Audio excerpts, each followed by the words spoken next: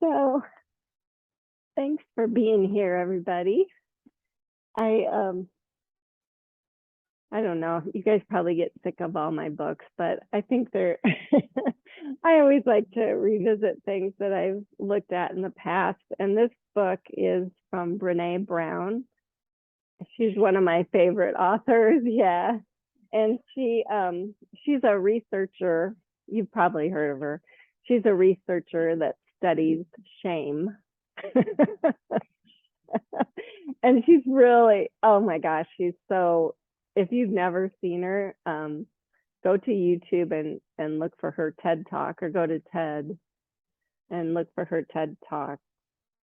Any of them are good. But this book is called The Gifts of Imperfection. And I just wanted to share with you. So she talks about how, she knows that she's not perfect, but she studies people that she says live wholeheartedly.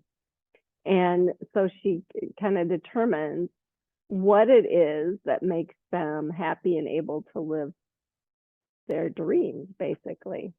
So I just wanted to share this part with you. She says, in the process of collecting thousands of stories from diverse men and women who lived all over the country, ranging in age from 18 to 87, I saw new patterns that I wanted to know more about. Yes, we all struggle with shame and the fear of not being enough. And yes, many of us are afraid to let our true selves be seen and known. But in this huge amount of data, there was also story after story of men and women who were living these amazing and inspiring lives. I heard stories about the power of embracing imperfection and vulnerability. I learned about the inextricable connection between joy and gratitude, and how things that I take for granted, like rest and play, are as vital to our health as nutrition and exercise. These research participants trusted themselves, and they talked about authenticity and love and belonging in a way that was completely new to me. I wanted to look at these stories as a whole. So I grabbed a file and a Sharpie and wrote the first word that came to my mind on the tab: wholehearted. So that's where she got that wholehearted. I wasn't sure what it meant yet, but I knew that these stories were about people living and loving with their whole hearts. I had a lot of questions about wholeheartedness. What did these folks value? What did they create all this? How did they create all this resilience in their lives? What were their main concerns, and how did they resolve or address them? Can anyone create a wholehearted life? What does it take to cultivate what we need? What gets in the way? As I started analyzing the stories and looking for recurring themes, I realized that the patterns generally fell into two columns. For simplicity's sake, I labeled do and don't. The do column was brimming with words like worthiness, rest, play, trust, faith, intuition, hope, authenticity, love, belonging, joy, gratitude, and creativity. The don't column was dripping with words like perfection, numbing, certainty, exhaustion, self-sufficiency, being cool, fitting in, judgment, and scarcity. I gasped the first time I stepped back from the poster paper and took it all in. It was the worst kind of sticker shock. I remember mumbling, no, how can this be? Even though I wrote the list, I was shocked to read them. When I code data, I go into deep researcher mode. My only focus is on the accuracy, capturing what I heard in the stories. I don't think about how I would say something, only how the research participants said it. I don't think about what an experience would mean to me, only what it meant to the person who told me about it. I sat in the red chair at my breakfast room table and stared at these two lists for a very long time. My eyes wandered up and down and across. I remember at one point I was actually sitting there with tears in my eyes and with my hand across my mouth, like someone had just delivered bad news. And in fact, it was bad news. I thought I'd find that wholehearted people were just like me and doing all the same things I was doing, working hard, following the rules, doing it until I got it right, always trying to know myself better, raising my kids exactly by the books. But after studying tough topics like shame for a decade, I truly believed that I deserved confirmation that I was living right. But here's the tough lesson that I learned that day and every day since. How much we know and understand ourselves is critically important, but there is something that is even more essential to living a wholehearted life: loving ourselves. Knowledge is important, but only if we're being kind and gentle with ourselves as we work to discover who we are. Wholeheartedness is as much about embracing our tenderness and vulnerability as it is about developing knowledge and claiming power. Kind of cool.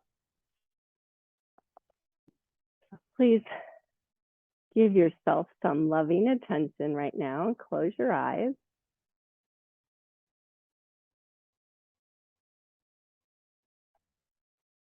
And really engage in a full, deep breath.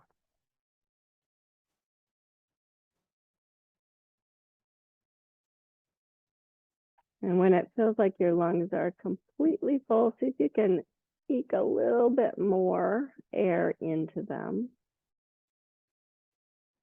And also on the exhale, just make sure all of the air has left.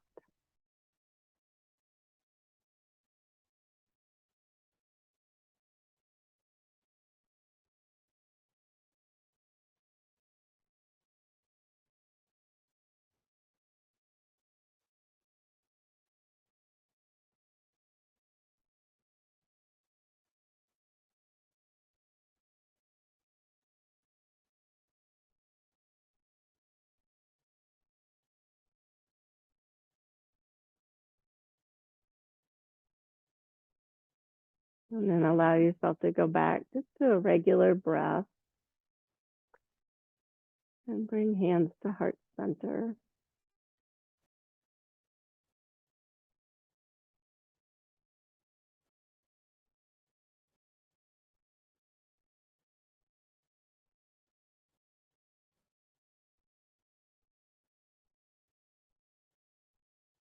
May we all notice the good today, especially in ourselves, and appreciate what we do.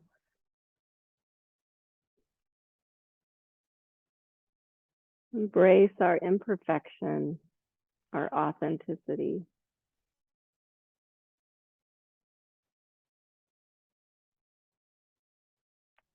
Please lower your hands, open your eyes, and just sitting nice and tall, just twist to your right. Kind of take a moment to check in with all your different joints. And twist to your left. Ask yourself if you allowed yourself to get enough rest last night. If you worked in a little play into your day yesterday, hopefully you did. Good. And then come back to center. Come on up to standing. I'm going to come to this then. I want you to stand in your best Tadasana. So notice all four corners of your feet grounded. If you want to, you can ground the big toe mound and work to the little toe mound, inside of heel, outside of heel. And then lift and spread your toes. So make sure the arch is lifted, and then stretch the toes long and place them down. And then kind of, what was that crack? Good. Now, notice your quads and engage them enough that maybe you can feel your kneecaps lift. Ooh, right? Sometimes we don't use those enough. And now just ever so gently lean forward, like the wind's blowing you forward, or you're on the Titanic, the front of the Titanic. Just see how far you can go.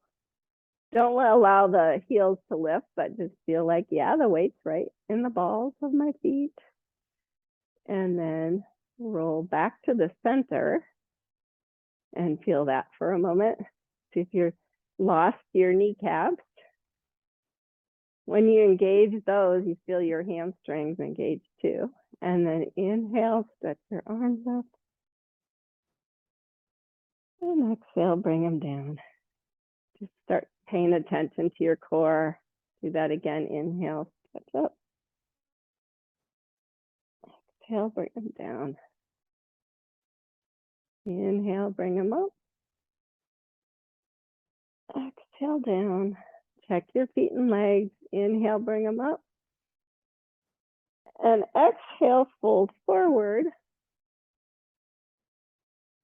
Inhale, bring them all the way up. Again, stand up. Exhale, fold forward. You can bend your knees if you need to here. Inhale, back up. Exhale, fold forward. This time, pranam on the inhale. Checking your feet, checking your legs. Exhale, fold. 2 more times, pranam.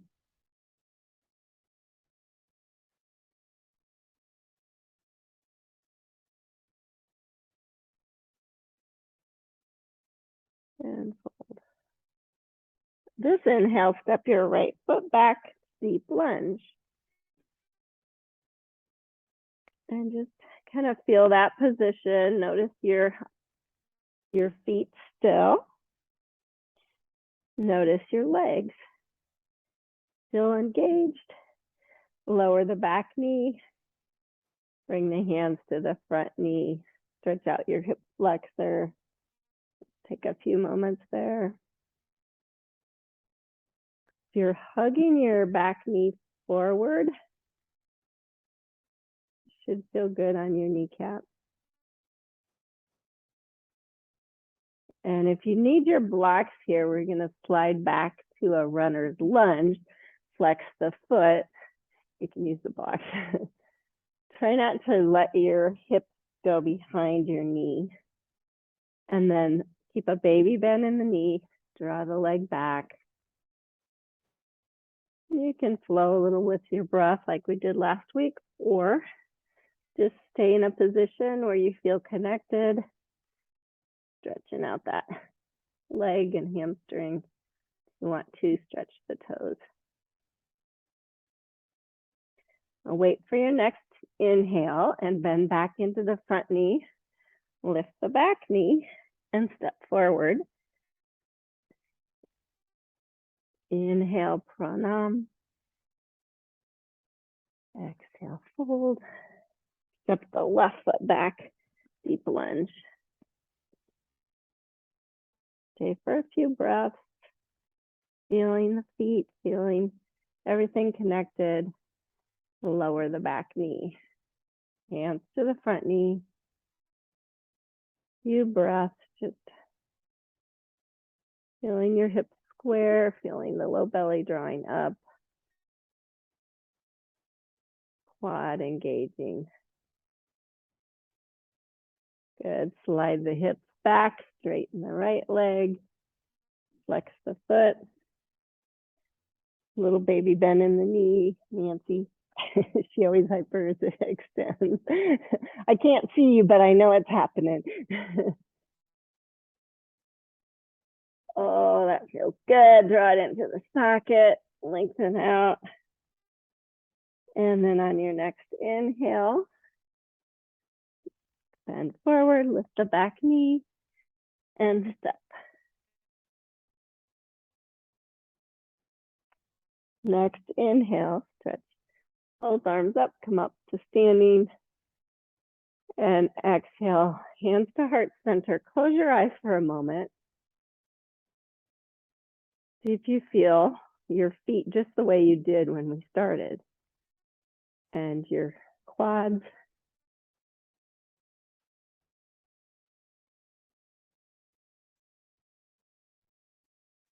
Take a few breaths.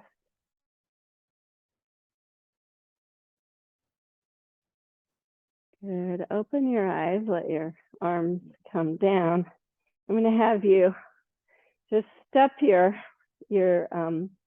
right foot in front of your left, and so your feet are crossed. Good. Stretch your arms up. And now just arc to your left.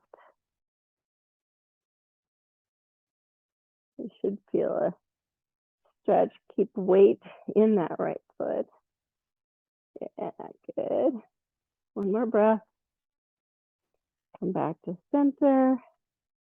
Unwind and switch. Make sure you're grounded through both feet. Stretch the arms up and arc to your right this time. Keep weight in that left foot. You can feel it from the left foot all the way through the left side body up to the fingertips. And come on back to center. Good. Lower the arms, unwind. You can have your blocks handy, because we might use them after a while. Artie, she's hanging out with you down. Good. And then find that Tadasana again. So really pay attention. Get the weight right in the middle of the feet. Everything connected. Inhale, stretch up. Exhale, fold forward. Inhale, pranam. Exhale, fold. And step back to a downward facing dog with your hands on the blocks, just to get started. Because I want you to be able to really feel your feet better. Sometimes your hands and shoulders are a little higher. You can really feel the feet. Bend your knees a lot. Think, I'm going to send my sits bones back and up. That lengthen my spine. Armpits stay hollow. You can walk your dog a little bit if that feels good, or you can do the bend knee thing. Draw your low belly up. Rib cage stays back. Good. And then come on down to your knees. Set your blocks out of the way for a moment. And just do some cow cat. And just pay attention. You can wiggle around a little bit if you need to.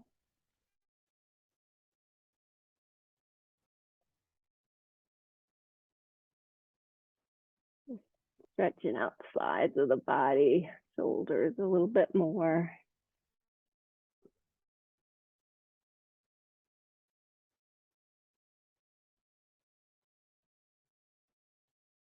And then pause with a flat back.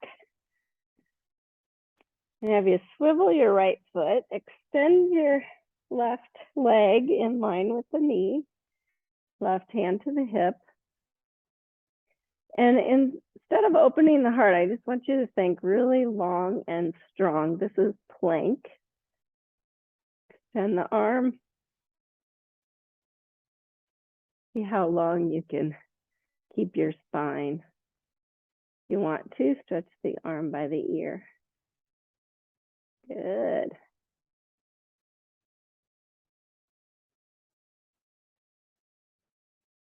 And come on back down.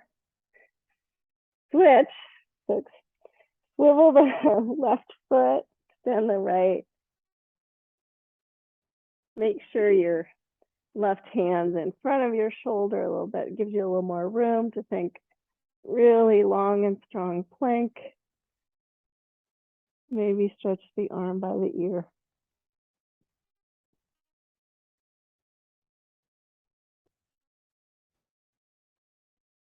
And lower back down. One more time to the first side. Just go ahead and make sure your hands are in front of your shoulders a bit. Swivel the right foot, extend the left leg, come up side plank. And this time, see about lifting the left leg. See if you can feel your kneecap lifting on that leg, activating all of the muscles there. Good, and then release and switch. Left foot swivels, right leg extends. Side plank, remember a plank is long and strong as you lift the right foot. If you can lift your kneecap.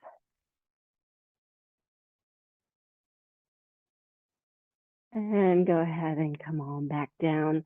Widen your knees a bit. Sit back to a child's pose. Stack your hands under your forehead.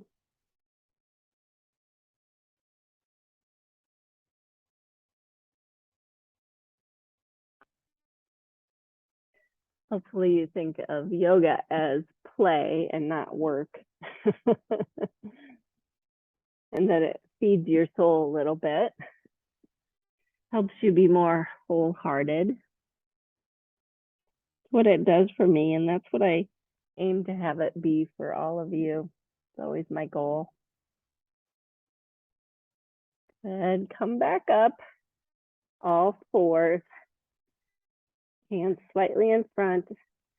Extend the left arm. And thread it underneath for thread the needle. Just trying to get all those tight spots a little bit looser. And notice where you feel this the most. In the side of your body. Is it in your right hip? Is it in the back? I want you to keep both sides of the body nice and long.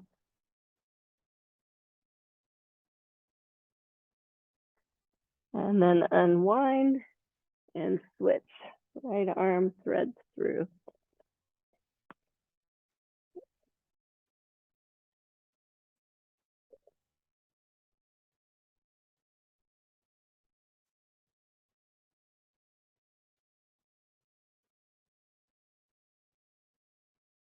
Good, and unwind. Come to a downward facing dog.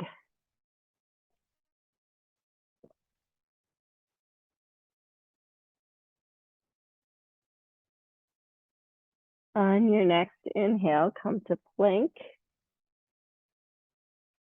Exhale, lower. Inhale to cobra. And just stay for a couple more breaths. Really lengthening all the way up through the top of your head. And exhale, lower down, push back, downward facing dog. I like to think child's pose first and then lift the knees, slide into down dog. And just like you did with your feet, I want you to feel all parts of your hand working. Maybe even up into your shoulders. Think of broadening the clavicles, armpits staying hollow. Good, inhale, come to plank pose. Lower down, you can lower knees if you need to. One more time, lift to cobra. Lower down. Pushing back. Curl the toes under, hips almost go back to the heels, lift the knees. Downward facing dog.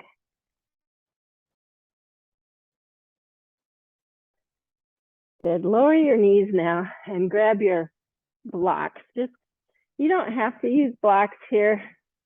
I'm going to, just because I think if you're a little bit higher, sometimes some of these things are easier to access, but it's your choice. And come up to down dog.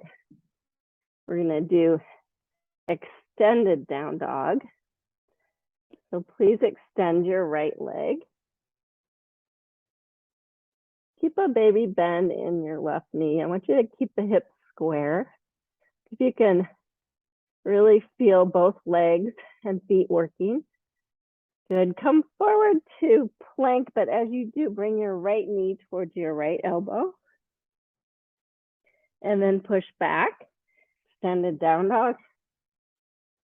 And exhale, knee to left elbow. Inhale, step back to extended. Exhale, knee to nose. And inhale, step it through, deep lunge. You thought oh gosh, Hardy. She's right in her way. Good, lower the back knee. And stretch up to Anjane Asana.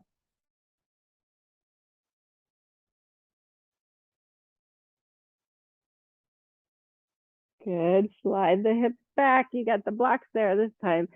Straighten the right leg. Runner's lunge.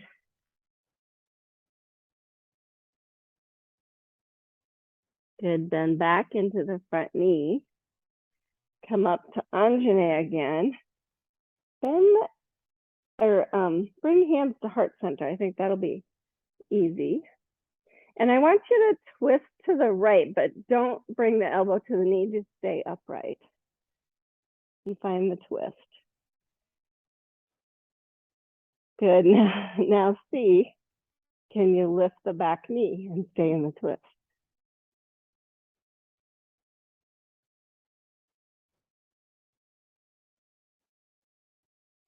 Good, come back to center, touch the blocks, and then come up to crescent. You can bring hands on knees. Keep the right hip crease moving back. Stretch the arms up. And then bring hands to heart center and just lean forward.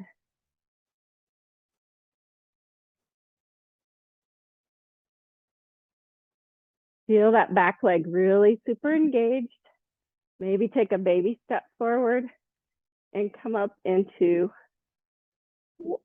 warrior three. Lift the back leg.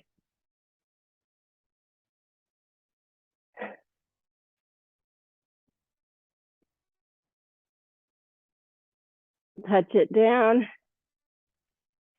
Touch the block. Step back. Downward dog. You know, you don't have to go to warrior three. You can just stay in crescent if you want to. It's your choice. Of course, I fell out of it, so you probably all saw me do that, but I'm embracing my imperfection today. And it's okay. I'm vulnerable, just like we all are.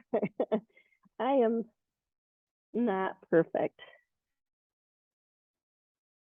But let me ask you something. Do you want to be friends with someone that's perfect? Extend your left leg. Engage the legs. Plank, knee to left elbow. Inhale, extend it back.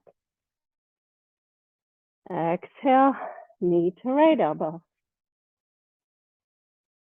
Step that back. This time, knee to nose. And step it through, deep lunge. Good, lower the back knee. Stretch up Anjane Asana. You can really feel the feet and the legs working. Good. Bring the hips back, straighten the left leg. Runner's lunge.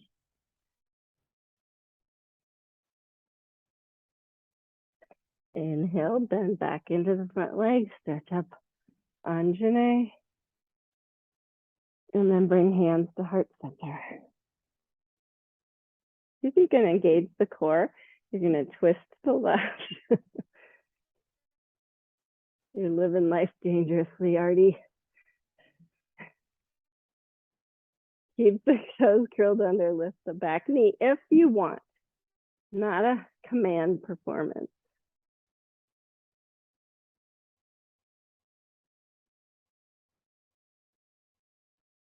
This time, come back to center. See if you can adjust to crescent without touching the blocks. But if you need to, they're there.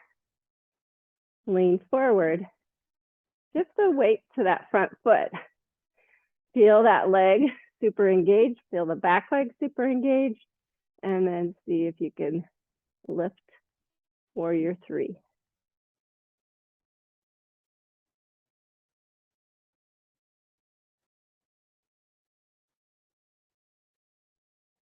Good. Bend the front knee, touch down, touch the blocks, step back, down dog.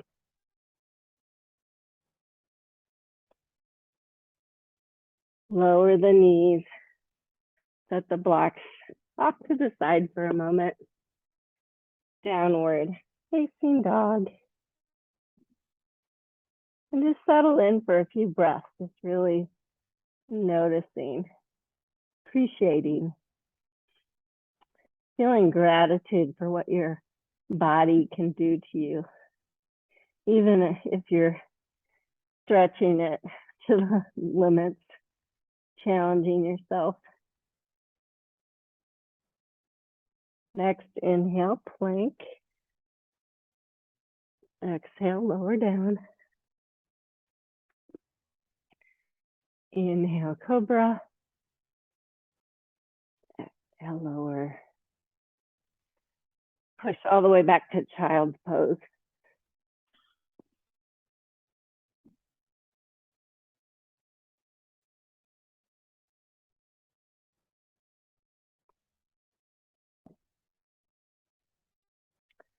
And then come on up to all fours with the hands on the blocks. You're going, oh no. Downward facing dog. Bend the right leg. On the inhale, bring knee to right elbow. Inhale, extend it. Exhale, left elbow. Inhale, extend it. Exhale, knee to nose and step through. Good. Ground the back foot down. Find your way to warrior two. And here, just check your feet. Are you all connected? See if you can engage the quads and the hamstrings more. And then lengthen up.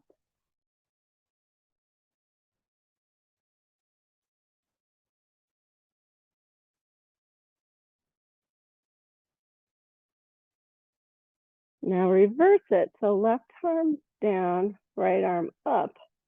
See if anything shifts. Do you still feel grounded through the legs?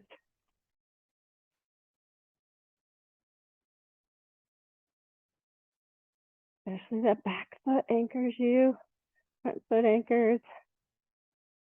Good, back to warrior two.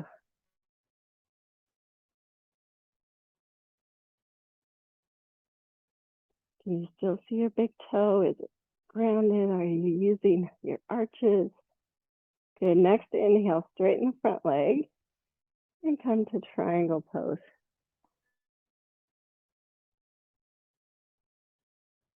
See, your blocks are handy there too, right? I'm using mine. Ask yourself, you're still really engaging the feet and legs. You feel long in your spine, shoulder blades on the back. Good, now bring your left hand to your hip. Look at the floor, bend your right knee. And as you slide your left foot forward, bring the block out and forward, 12 to 18 inches. Feel the weight right in the middle of your right foot. Before you do anything, just engage both legs and then see Ardha Chandrasana. Lift the back leg, half moon pose.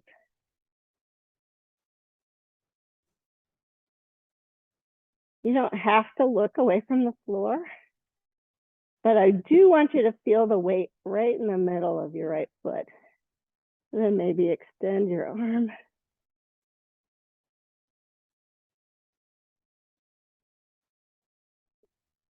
Try and lift the kneecap on your right leg and your left.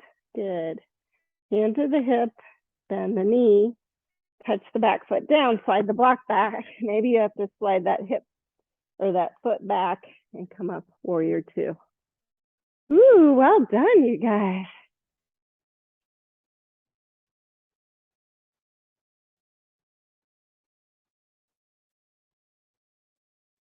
One more breath. And windmill down. Step back, down dog.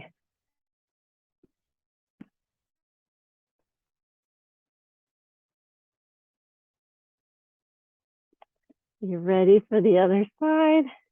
Extend the left leg. Exhale, knee to left elbow. Inhale, extend it back. Exhale, knee to right elbow. Inhale, stretch it back. Exhale, knee to nose, and step it through. Good. Ground the back foot down. Make your way, warrior two. Feel the legs super involved. Yeah, I like to, if I keep my right knee bent a little bit, I can feel this hip back and it feels more stable. And then I can always work to re-straighten it, but keep that work going. Just notice that. Reverse it. Nothing changes. And the legs, you're just stretching out the left side of your body, lengthening. Back to warrior two. Don't give up on everything just because you're in a little bit different position. Just notice your tendencies. Good, straighten the front leg. And come into a triangle.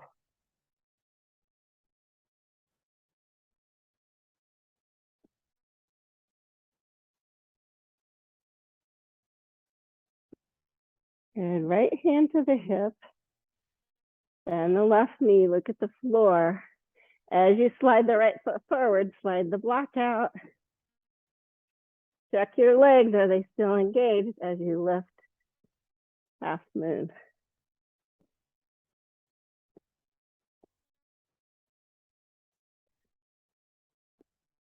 Remember the long, strong plank. Feel like you're there in this position.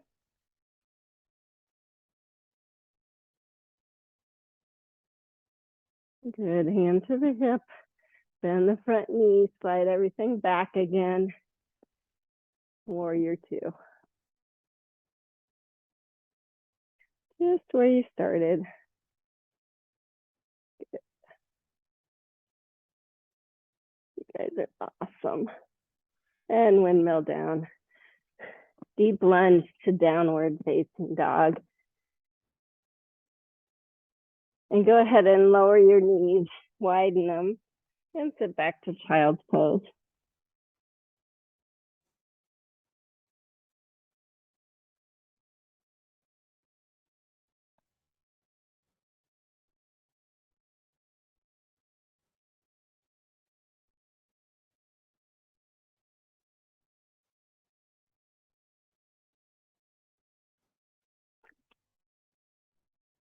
And as you breathe for a minute, I want to just give you the do's and don'ts again. Do, the do column had words like worthiness, rest, play, trust, faith, intuition, hope, authenticity, love, belonging, joy, gratitude, creativity. Don't column was dripping with words like perfection, numbing, certainty, exhaustion, self-sufficiency, being cool, fitting in, judgment, scarcity.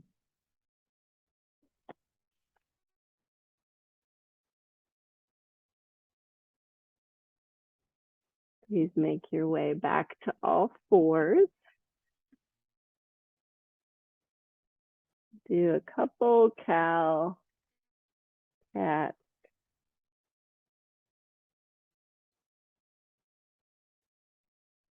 and then downward facing dog.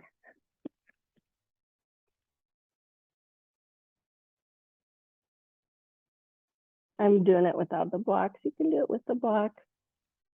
Your choice. We're gonna do one more step through. So extend the left leg, step it through, ground the back foot down, come up warrior two. Good. Let your arms relax, straighten the front leg, turn the left foot forward. And then in this wide position, I want you to see if you can get that feeling of really grounded through all parts of your feet. Kneecaps and toes kind of point the same direction. I have to bend my knees a little. And then I think, can I lift my kneecaps here? Ooh. A little harder for some reason. Good. Now bring hands to heart center. Does it feel okay? And then just lean forward, but come only halfway and see if you can really feel the weight still stay right in the middle of your feet. Lengthen your spine, lengthen the back of your neck. Good, and then fold all the way forward. You can bring your fingertips down with that weight right where you want it. I still have a little baby bend in my knees to really feel all parts of it.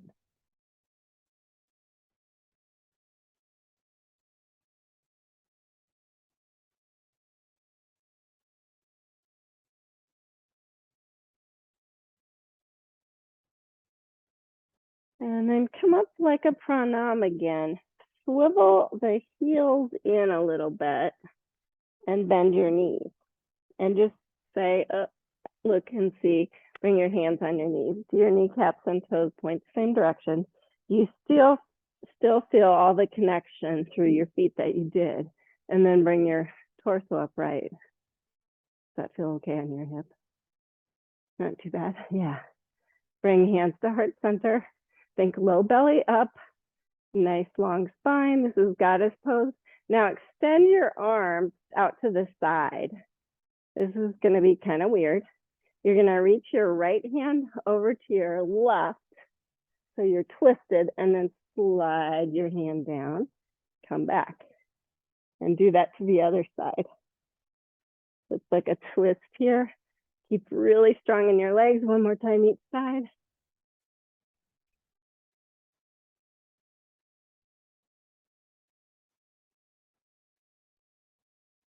Pause, hands to heart center, straighten your heels out and come up to standing. Woo! Burn, baby, burn. Release everything and step your feet together. If you can, if you're not stuck there. We have a few that are stuck in that position. Come to the front of your mat.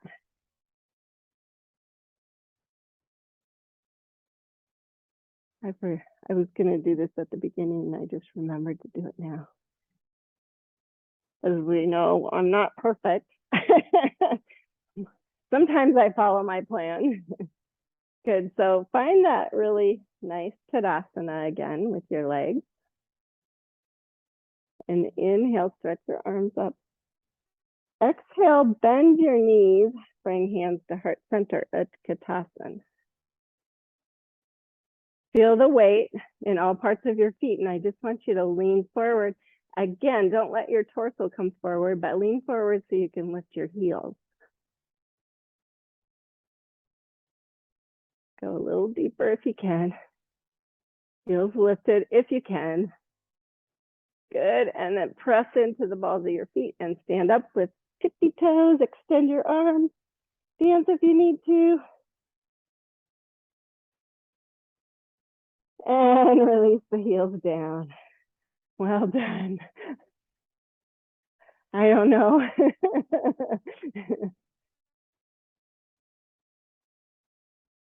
That was actually my plan, but I knew I couldn't do it.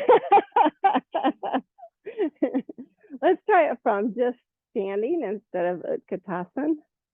So kind of lean into the balls of your feet. Lift your heels slowly. Extend your arms if you want to. Hey, easier, guys. Good job. Lower the heels. Fold forward. Take a moment and forward fold.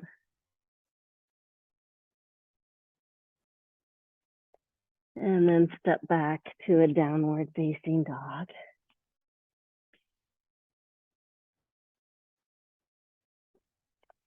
One more vinyasa. Just if you're done and you don't want to do vinyasa, do child's pose. But really move with your breath. So on your next inhale, come to plank. Exhale, lower. Inhale, cobra. Exhale, lower. And just push back to your knees. Swivel your feet to one side. And bring your feet flat and a little wider than hip distance. And I'm going to sit on my blanket here, because otherwise I don't feel like I'm sitting straight up. So you do what you, my feet are flat and grounded. I'm getting my spine nice and long. I'm going to bring my right hand behind me, my left hand to the knee. A little twist here. It's a weird twist because your knees are upright. So I just wanted to show you how it feels even with the knees in this position.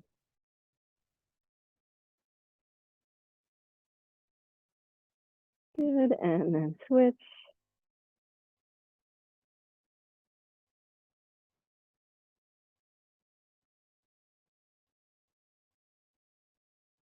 Good, and then coming back to center.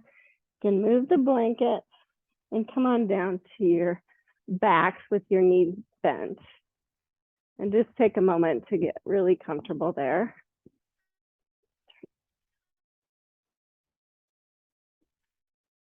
Not Shavasana yet, sorry.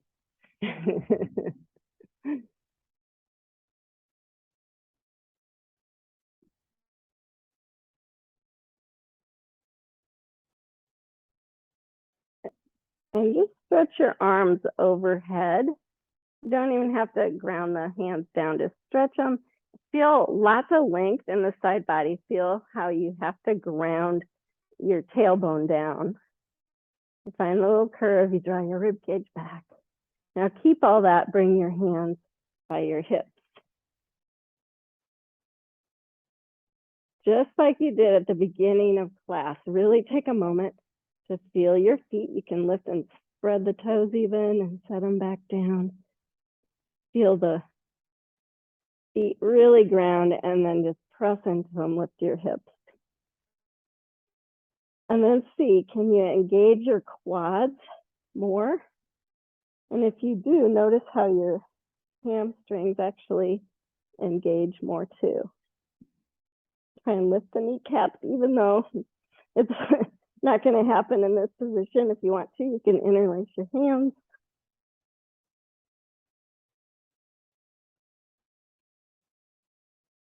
Come down when you need to. I'm going to try and stay for 5 breaths.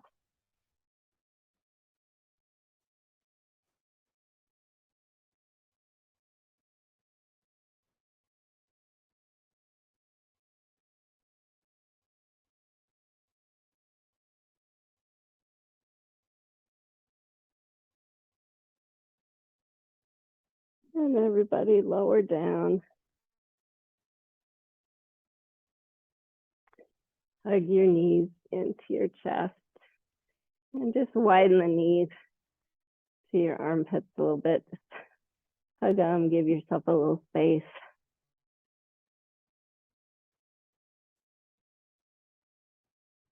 And then lifting the feet, come to happy baby.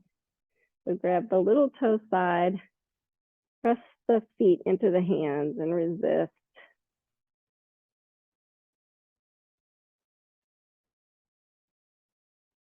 You can roll side to side if you want. Remember, joy, fun, play was on that wholehearted list of do's. Good, now stretch your legs straight up. Keep your arms straight up and just shake everything out. Shake your legs, shake your arms. Ooh, it feels good, right? Oh. And then hug your knees in again.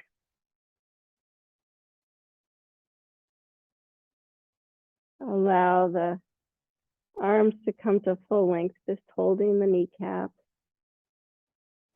Flex and point your feet a few times while they're dangling there. And then bringing the feet wide on the mat, arms in cactus. Let's do a few windshield wipers and just really feel the quads as you do this. Did you get more of a workout on those quads than you normally do? Maybe even the hamstrings. You don't have to move in any particular way. Just do what feels good.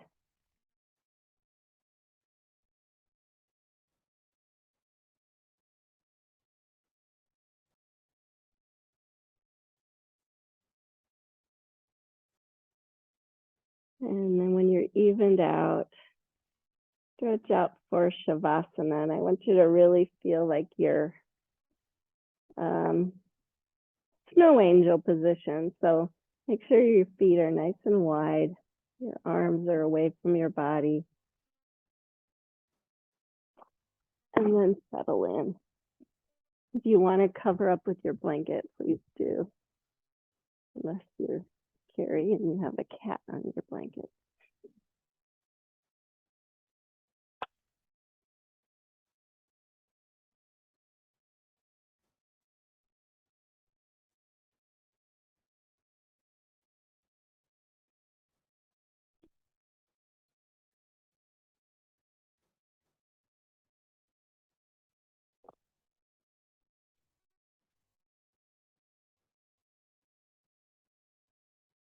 So just to ensure that you're really relaxing deeply, do a little body scan.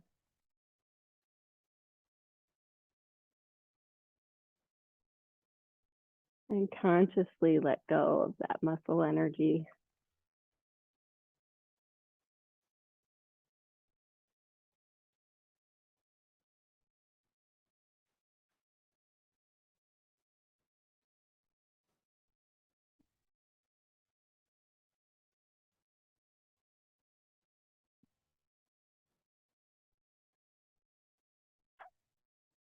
And Brene Brown talks about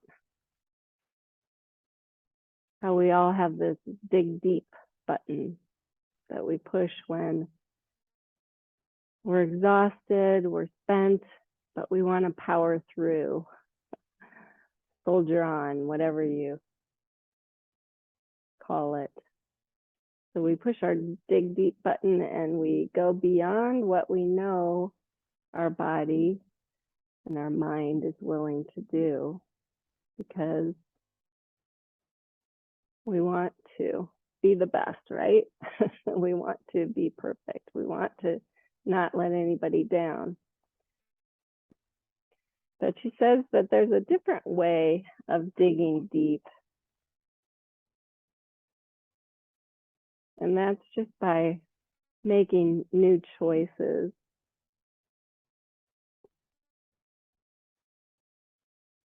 So we take a moment, if I can find it in my book. This is her recommendation for digging deep in a new way. This is D, deliberate in your thoughts and behaviors through prayer, meditation, or simply setting intentions. So deliberate. Be inspired to make new and different choices. That's the I, inspired. And then G is get going, take action. So deliberate, inspired, and going.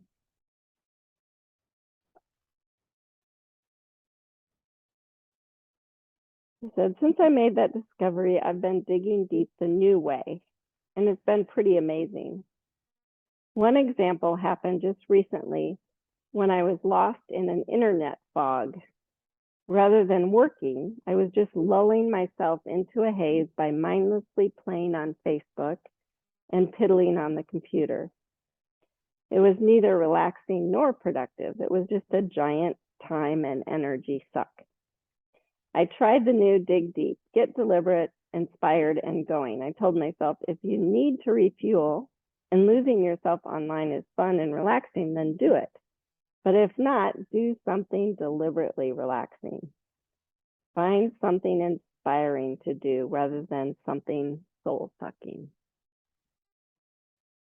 And then last but not least, get up and go do it.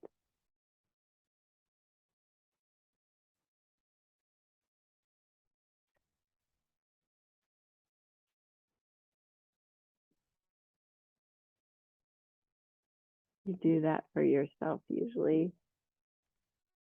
You'll find the energy. I always like the image of the bucket. Filling your bucket first allows you to give from your bucket to other people. If you deplete it, you're never going to be able or effective in filling their bucket.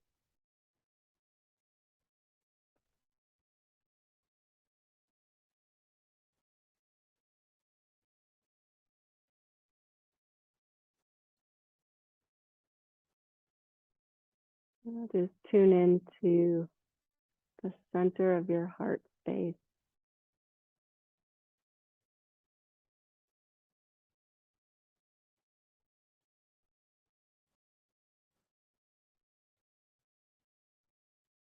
If you can identify a little light there.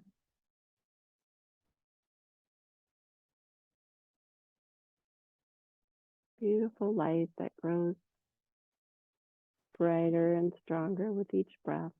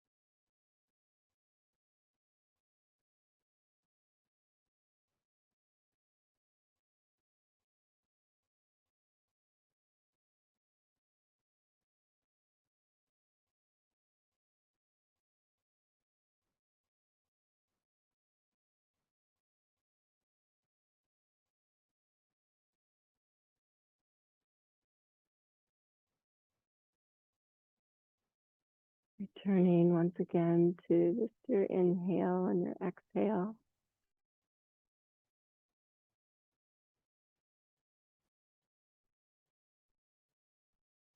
Feeling the energy comes in with the inhale.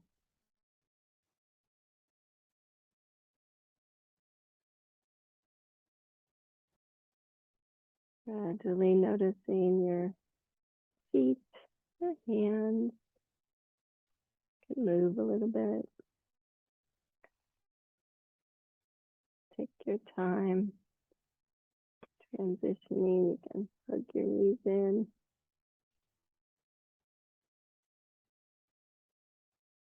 Things still work. Roll to the side.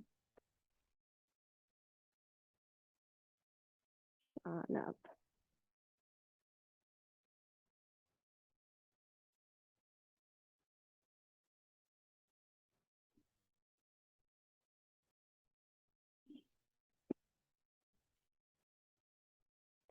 There's a cool quote in here, but not written by Brene Brown. It's written by Elizabeth Kubler-Ross. She says, people are like stained glass windows. They sparkle and shine when the sun is out, but when the darkness sets in, their beauty is revealed only if there is a light from within. Isn't that cool?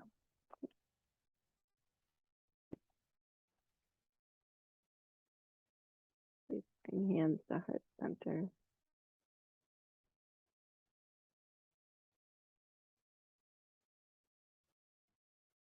Thanks for shining your beautiful light on me this morning from afar and from close by. Appreciate it. Namaste.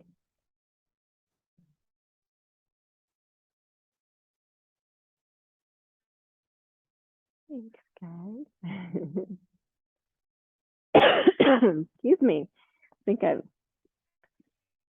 picked up Connor's been here and he had a little cold. I think I picked it up. Thanks, you guys. Have a great rest of the day. Appreciate it. Thanks, Thank you, Lisa. Lisa. Yeah. Bye now. Bye. Thank you.